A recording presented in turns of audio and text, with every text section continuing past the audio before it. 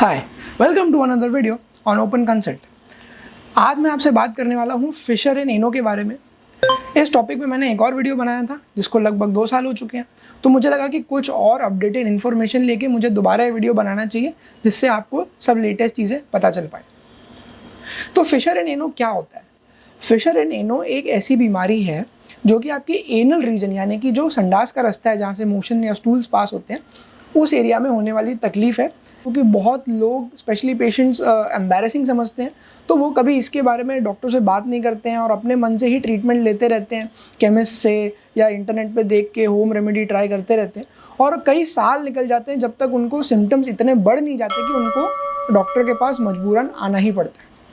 तो इस वीडियो द्वारा मैं चाहता हूँ कि आप ऐसी किसी गड़बड़ में ना पड़े और अगर आपको सिम्टम्स आने लगे हैं तो आप तुरंत ही समझ जाएँ और उसका सही ट्रीटमेंट लें, जिससे कि बाद में आपको ज़्यादा कॉम्प्लिकेटेड तकलीफ़ ना हो। अगर आप किसी को जानते हैं जिसको इस वीडियो से मदद हो सकती है तो बेशक उनके पास भी ये पहुँचाइए, मैक्सिमम लोगों की मदद होने दीजिए। What is Fisher and ANOVA? Fisher and ANOVA क्या होता है? इसमें ये प्रॉब्लम इसलिए होती है क्योंकि जो आपका संडास का एरिया है, जो कि मोशन पास करने का एरिया होता है, वहाँ पे जो अंदर के साइड में स्किन होती है वो काफ़ी डेलिकेट होती है। ये डेलिकेट स्किन पे जब कोई खरोच आ जाती है या कोई कट आ जाता है, जिसको मेडिकल लैंग्वेज में फिशर कहते हैं, तब ये बीमारी होती है जिसको हम कहते हैं फिशर एंड एनो।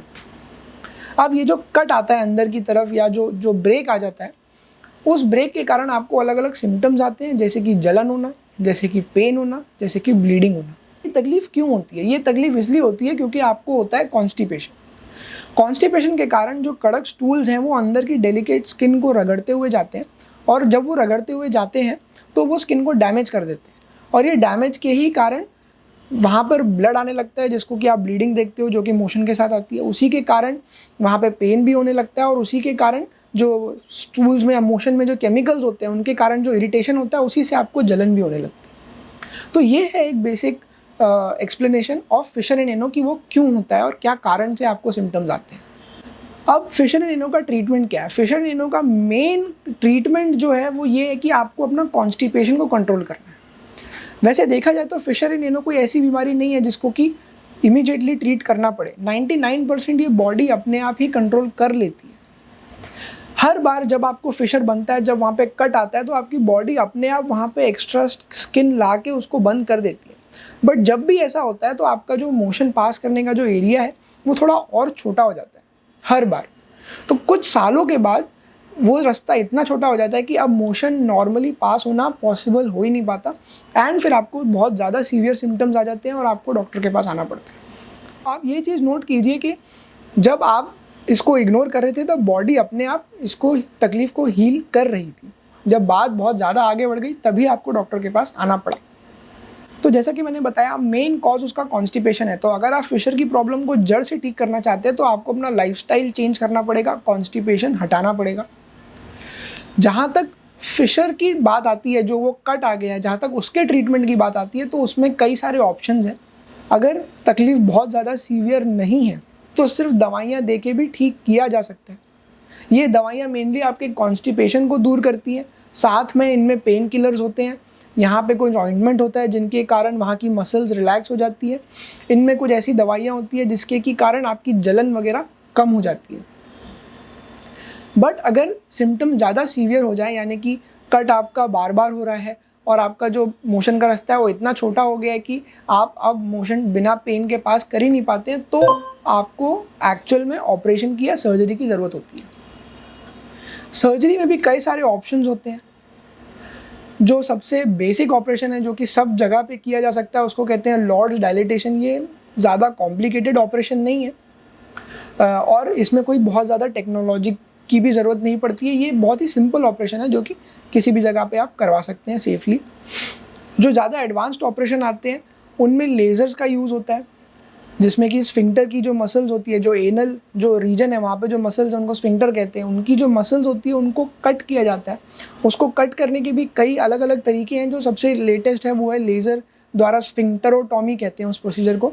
तो लेज़र स्फिंक्टरोटॉमी करने के प्रोसीजर जो है वो आजकल लेटेस्ट है फिशर के ट्रीटमेंट के लिए। तो ये कुछ सर्जिकल और मेडिकल ऑप्शन है आपके पास अपना फिशर का ट्रीटमेंट कराने के लिए। अब फिशर एंड एनो की होम रेमेडी में आता है सिट्स बाथ। सिट्स बाथ क्या होता है, कैसे होता है, इसके लिए मैंने एक डिटेल वीडियो बनाया है, मैं उसको यहाँ पे लिंक कर दूंगा, आप देख सकते हैं। इन शॉर्ट मैं आपको यहाँ पे ये बता देता हूँ कि सिट्स बाथ बहुत ही ईजी टेक्निक है जो आप अपने घर पे कर सकते हैं।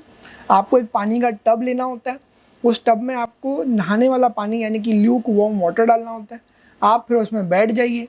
एक बार आप बैठ गए तो आपकी जो एनल स्फिंक्टर की जो मसल्स हैं, उन मसल्स को आपको टाइट और लूज़ करना होता है, और ऐसा आपको कम से कम 10-15 मिनट तक एक्सरसाइज करनी है, जिससे कि उस एरिया की अच्छे से सेक हो पाए और जो आपके मसल्स है वो रिलैक्स हो पाए, पेन रिसेप्टर्स को थोड़ा रिलीफ मिले और वहाँ पे हाइजीन भी मेंटेन हो पाए।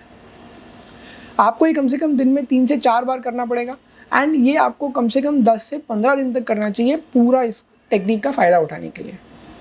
जैसा कि मैंने बताया, इसी के साथ अगर आप अपने कॉन्स्टिपेशन को ठीक करने के लिए भी स्टेप्स लेंगे तो आपकी तकलीफ ज़्यादा जल्दी दूर हो सकती है। कॉन्स्टिपेशन को दूर करने के कौन कौन से स्टेप्स होते हैं? सबसे पहली बात, आपको अपनी डाइट चेंज करनी पड़ेगी।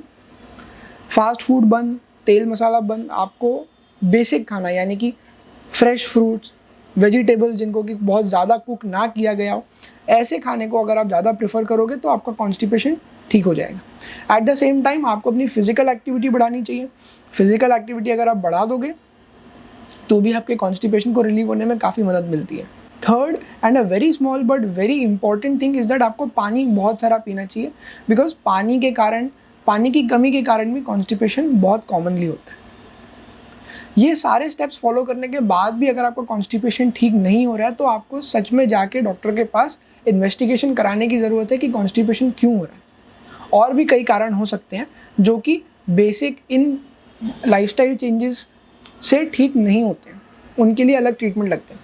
तो आई विल रिकमेंड दैट आप बेसिक इतनी चीज़ें ट्राई कीजिए, एंड अगर इनसे भी नहीं ठीक होता तो आप अपने डॉक्टर के पास जाइए।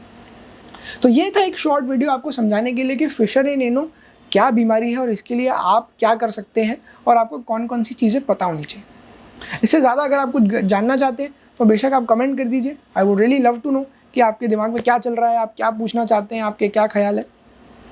एंड अगर और कोई ऐसा टॉपिक है जिसके बारे में आप जानना चाहते हैं तो आप वो भी बता दीजिए, and I will make sure that I can help you.